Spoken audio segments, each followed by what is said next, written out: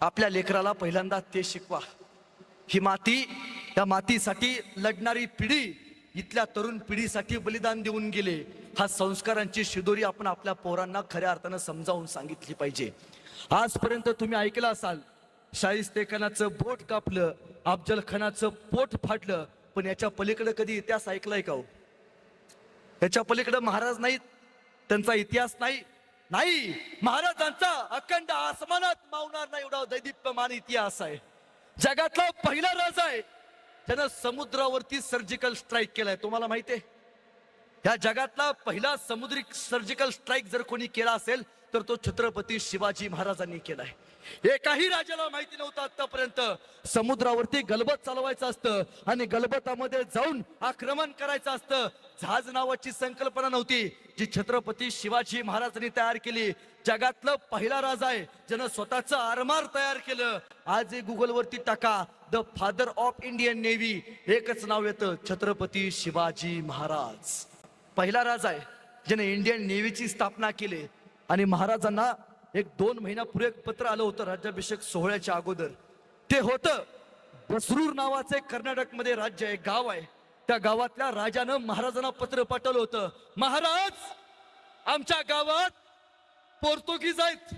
ते पोर्तुगीज हिंदू युवकांना, माय माऊलींना दिवसा मारतेत, त्यांचा बंदोबस्त करावा लागतोय महाराज. हे पत्र हंबीरराव मोहिते यांनी महाराजांना सांगितलं आणि महाराजांनी ठरवलं जगातली पहिली मोहीम समुद्रावरनं जाऊन काढायची. आणि भरज नाईकांना बोलवलं.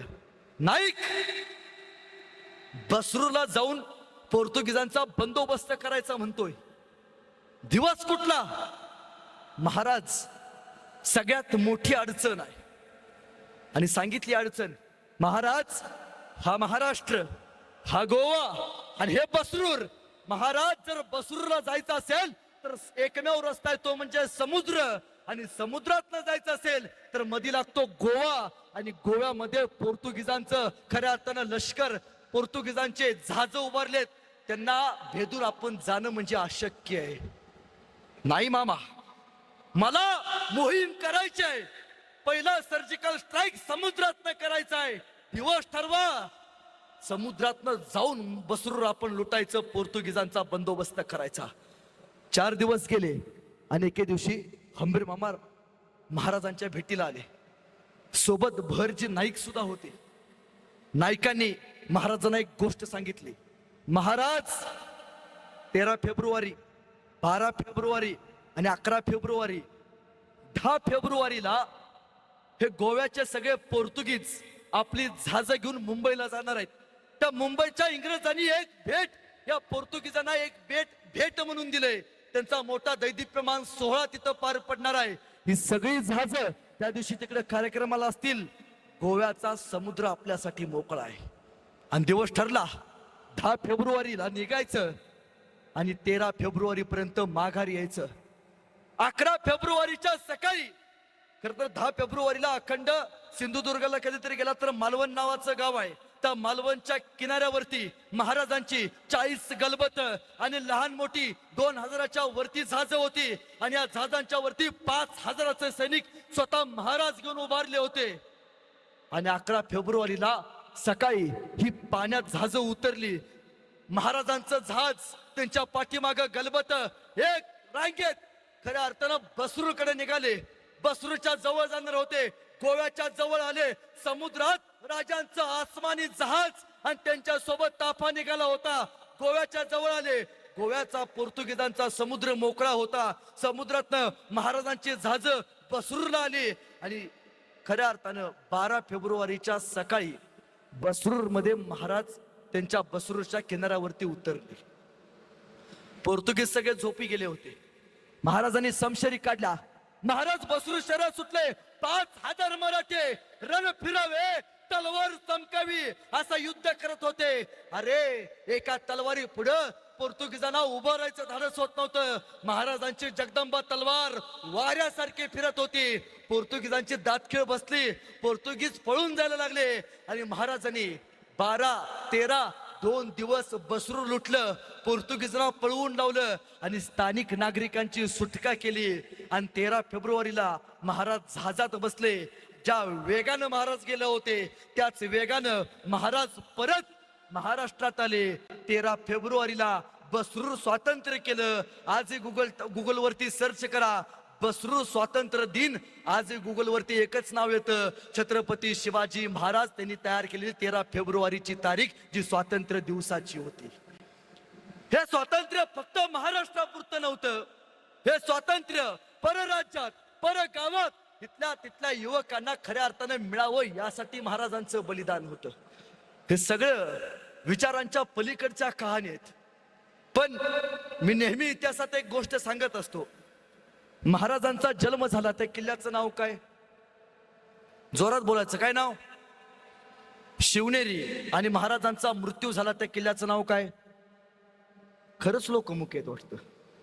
महाराजांचा जन्म झाला, त्या किल्ल्याचं नाव काय? आवाज आला पाहिजे, काय नाव? शिवनेरी. आणि महाराजांचा मृत्यू झाला, त्या किल्ल्याचं नाव काय? शिवनेरीचे पहिले 2 अक्षर म्हणजे शिव आणि रायगडाचे पहिले 2 अक्षर म्हणजे राय. हे 2 शब्द तयार केल्यावरती एक शब्द तयार होतो, तो म्हणजे शिवराय. पण रायगडापासनं, शिवनेरीपासनं रायगडापर्यंतचा हा प्रवास सोपा होता? नक्कीच नव्हता. या प्रवासात अनेकांनी बलिदान दिलं. त्यावेळी महाराजांना स्वराज्याच्या छत्रपती पदापर्यंत पोहोचता आलं. खऱ्या अर्थानं जगात कुठेही जावा, मी नेहमी सांगतो, काही बघा, कुठेही फिरा, पण आयुष्यात एकदा महाराजांचा रायगड बघून या. रायगड का बघायचा? रायगड का बघायचा? यासाठी बघायचा, जगातला एकमेव किल्ला आहे ज्या किल्ल्याचं वॉरंटी कार्ड आहे. पहिला राजा असा एकमेव इंजिनियर आहे ज्यानं स्वतःच्या वास्तूची गॅरंटी दिली. तुम्हाला तुमच्या घराची गॅरंटी आहे का? इंजिनियरला फोन करून विचारा बरं, जायच्या अगोदर पडायला चालू होते. महाराजांनी दिले. कुठे दिले? रायगडावरती दिले. वेळ काढायचं, रायगडावरती जायचं, रोपवेनं नाही जायचं, रायगडाची एक पायरी चालत चालत रायगडाच्या वरती जायचं. डोक्याचा घाम पायाच्या नकापर्यंत पोहोचेल, त्यावेळी रायगड समजेल. रायगडावरती गेल्यावरती महाराजांच्या समाधीचं दर्शन घ्यायचं, जगदीश्वराच्या मंदिराच्या जवळ जायचं आणि पाठीमागं बघायचं. भिंतीवरती जगातल्या सगळ्यात मोठ्या राजाची आणि त्याच्या राजधानीचं वॉरंटी कार्ड आहे. शेवटचं वाक्य आहे त्या शिलालेखात. मी नाही, महाराज म्हणतात. काय म्हणतात? याव चंद्र दिवा करोती. म्हणजे काय? जोपर्यंत या पृथ्वी तलावरती चंद्र आणि सूर्य असेल तोपर्यंत रायगडावरचा पत्थर आणि रायगडाची प्रत्येक वास्तू टिकेल. कुठपर्यंत? चंद्र सूर्य असेल तोपर्यंत. एवढी गॅरंटी दिली महाराजांनी. पाणी अडवा पाणी जिरवा ही पहिली योजना महाराजांनी रायगडावरती चालू केली. ह्याची अडवा त्याची जिरवा ही आम्ही कोल्हापुरात चालू केली. पण पाणी अडवा पाणी जिरवा या योजनेचे शिल्पकार खऱ्या अर्थानं महाराज आहेत. हे नव्हतं, फोन नव्हते, अफजल खानाला व्हॉट्सअप केले, थांब तिथंच नव्हतं. हे त्यावेळी कसा संदेश सांभाळायचे? आता बाजीप्रभू पावनखिंडीत लढतेत, बाजीप्रभूंना संदेश पाठवायचा आहे, काय फोन करू शकत होतो? नाही. त्यावेळी ध्वनीचा शोध महाराजांनी लावला. तोफेचे 3 बार करायला सांगितले. बाजीप्रभूंना कळालं राजे विशालगडावरती पोहोचलेत. निर्णय घेण्याची क्षमता आहे ना, ही क्षमता महाराजांनी विकसित केली होती. सिंधुदुर्ग किल्ला कधीतरी बघून या. किल्ल्याच्या बाजूनं सगळं खारं पाणी आणि किल्ल्याच्या बरोबर हात गोड पाणी. असं का? रेन वॉटर हार्वेस्टिंग, पडणाऱ्या पावसाचं पाणी विहिरीमध्ये साठवायचं आणि साठवलेलं पाणी पिण्यायोग्य करायचं. जगात एकमेव राजाला जमलंय, ते म्हणजे आपल्या महाराजांना. तुम्हाला माहितीये, अमिताभ बच्चनचा घसा बसला हर घर शौचालय हर घर शौचालय करून, तरी आपल्या डोक्यात रेंज गेली नाही. 350 वर्षापूर्वी रायगडावरती आपल्या महाराजांनी शौचालय बांधलेत. 350 वर्षापूर्वी आपला राजा शौचालय वापरत होता. विष्ठेचं डिकम्पोजिशन कसं करायचं याचं तंत्र महाराजांनी तयार केले. तुम्हाला माहितीये, सगळ्यात महत्वाची गोष्ट म्हणजे आज आपल्याकडं अधिकाऱ्यांच्या 5 वर्षांनी बदल्या होतात. सरकारी अधिकाऱ्यांच्या 5 वर्षांनीच का होता तो? याच्या पाठीमागं कारण आहे. महाराजांच्या काळात महाराजांनी पहिला आदेश काढला.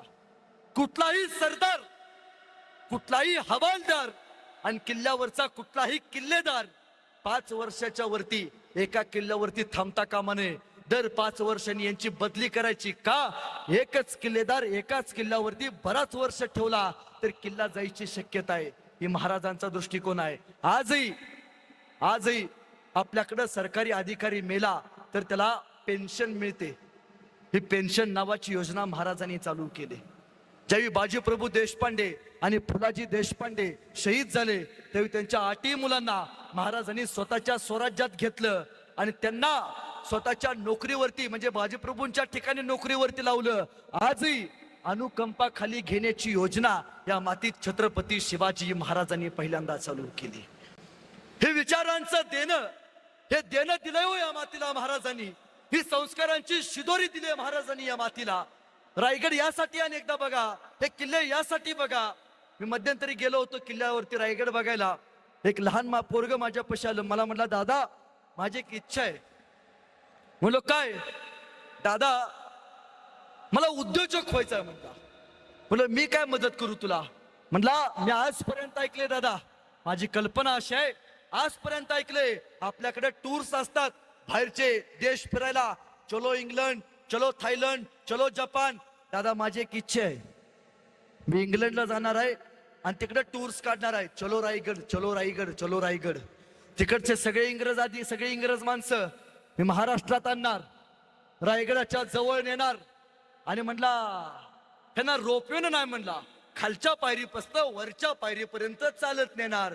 ही गोरी कातडी ज्यावेळी लाल होणार त्यावेळी त्यांना महाराजांच्या समाधीपाशी नेणार आणि दादा मी त्यांना सांगणार, बघा रे हाच जगाचा बाप ज्याने 395 वर्षापूर्वी तुमच्या बापाची जिरवली होती.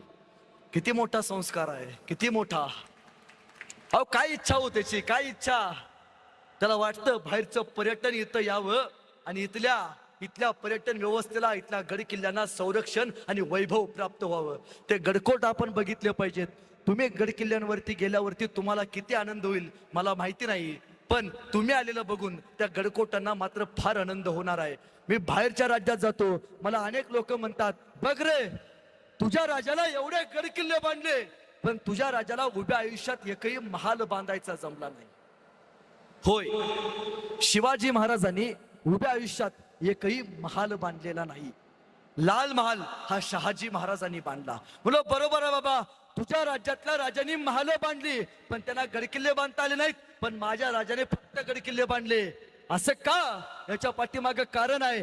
तुझ्या राज्यातल्या राजांनी महाल बांधली आणि त्या महालामध्ये दिवसा बायका नाचवल्या. माझ्या राजानं एकही महाल बांधला नाही, पण माझ्या राजानं 365 गडकिल्ले बांधले आणि या गडकिल्ल्यांच्या जोरावरती या हिंदुस्थानातल्या बायका वाचवल्यात. होय, आमचं सगळं पडलंय, आमचं सगळं पडलंय, तुमचं सगळं चमकतंय, पण आमचं यासाठी पडलंय कारण आमच्या गडकिल्ल्यांनी शत्रूचा एक एक गोळा स्वतःच्या छातडावरती झेललाय. त्यावेळी या मातीला स्वातंत्र्य प्राप्त करून दिलंय. इथल्या मातीतला एखादा ढेकूळ उचला आणि तो ढेकूळ पाण्यावरती टाका, त्या पाण्यावरती आलेला लाल तरंग या मातीसाठी बलिदान दिलेला आपल्या मर्द मराठ्यांचा असेल, आपल्या मावळ्यांचा असेल.